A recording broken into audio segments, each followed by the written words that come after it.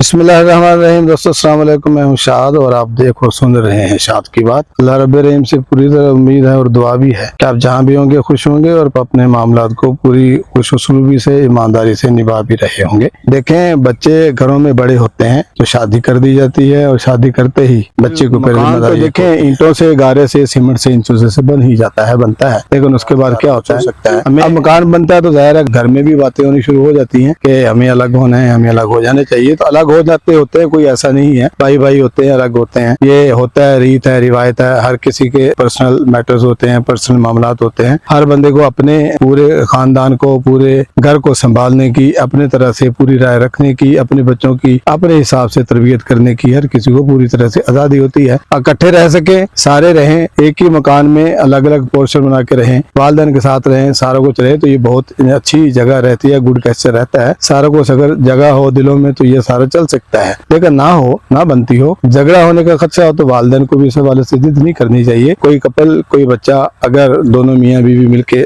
Programme بنا لیتے ہیں، اس کا مشورہ ہو جاتا ہے کہ ہم الگ رہنا چاہتے ہیں، تو انہیں اپنی نگرانی میں ہو سکے تو ان کا حصہ جو ہے حساب کتاب بنا کے ان کو دیکھ کر کے الگ کیا جا سکتا ہے، لیکن دلوں سے دور نہیں۔ فاصلہ تھوڑا سا ہو سکتا ہے، وہ بھی اس نظریے سے کہ الگ ہو جانا ہوتا ہے، الگ ہوتے آئے ہیں، ہوتے رہتے ہیں، الگ رہتے ہوئے لوگ جڑے ہوئے رہتے ہیں، تو اس حوالے سے ان کو الگ کر دینا چاہیے۔ تو جب یہ دونوں میاں بیوی جو ہیں الگ ہو جاتے ہیں، مکان صرف مٹیریل کے اوپر پیسے لگا دینے سے، گارا، سیمنٹ، اینٹوں وغیرہ سے بنتا ہے، لیکن گھر اس کو جب بناتی ہے وہ خاتون بناتی ہے۔ خاتون اگر صحیح ہو، صحیح طرح سے مل جائے تو مکان کو بہت جلد وہ گھر میں تبدیل کر دیتی ہے، جس میں شانتی ہوتی ہے، سکھ ہوتی ہے، سلامتی ہوتی ہے، خلوص ہوتا ہے، پیار ہوتا ہے سب کے لیے ایک دفعہ، ہر کسی کو وہاں جا کر کمفرٹیبل ہوتا ہے۔ ہر بندہ اگر کوئی جائے وہاں، اس گھر میں جائے تو کسی کو کوئی بھی اس گھر میں جائے تو وہاں اسے خلوص پیار کے علاوہ کچھ نہیں ملتا، تو وہاں سے خالی ہاتھ نہیں آتا، مدد ملتی ہے، وہاں سارا کچھ ملتا ہے۔ یہ سارا ایک اچھی نیک دل بیوی، نیک دل خاتون کی وجہ سے ممکن ہو پاتا ہے۔ میاں ایماندار ہے، ایمانداری سے کماتا ہے، ایمانداری سے کرتا ہے، اور اچھی بیوی جو ہوتی ہے مکان کو گھر بنانے میں پوری طرح معاون ہوتی ہے، گھر کو گھر بناتی ہے، صاف ستھرا رکھتی ہے، اس کی توڑ پھوڑ نہیں کرتی، اس کی سارا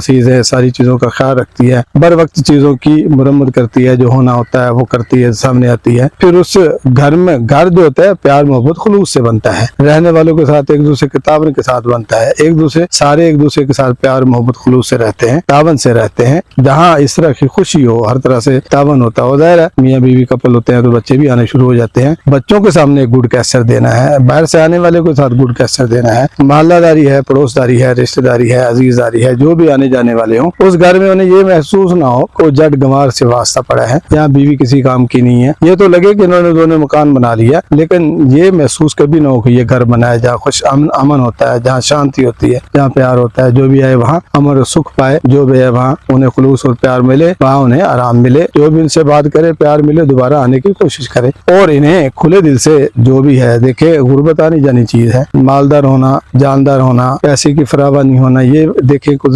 قسمت کے کھیل ہے۔ میرا تو خیال ہے دونوں میاں بیوی اگر آپس میں پیچ اپ میں رہیں، خلوص پیار سے رہیں، تو وہاں دھن دولت جو ہے وہ برسنا شروع ہو جاتی ہے، بے برکتی وہاں نہیں ہوتی، برکت ہوتی ہے، اور وہاں پیسہ پوری طرح سے صحیح سے استعمال ہوتا ہے اور صحیح جگہ پہ لگتا ہے، اور جہاں صحیح جگہ پہ پیسے لگتے ہیں، ضرورت کے مطابق خرچ ہوتے ہیں، فضول خرچی جہاں نہ ہو، اس گھر میں کبھی بھی فاقہ نہیں آتا اور بے برکتی بھی نہیں آتی، جس کی وجہ سے وہاں کبھی بھی پیسے کی کمی نہیں ہوتی۔ تو ظاہر ہے اسی طرح سے آگے بچے آتے ہیں، والدین ہوتے ہوئے اولاد کا خیال رکھنے کی توفیق دے اللہ۔ کسی کو برا لگا ہو، کسی کو تکلیف ہوئی ہو، دل آزاری ہوئی، میں معذرت خواہ، اللہ میرا آپ کا حامی ناصر۔ السلام۔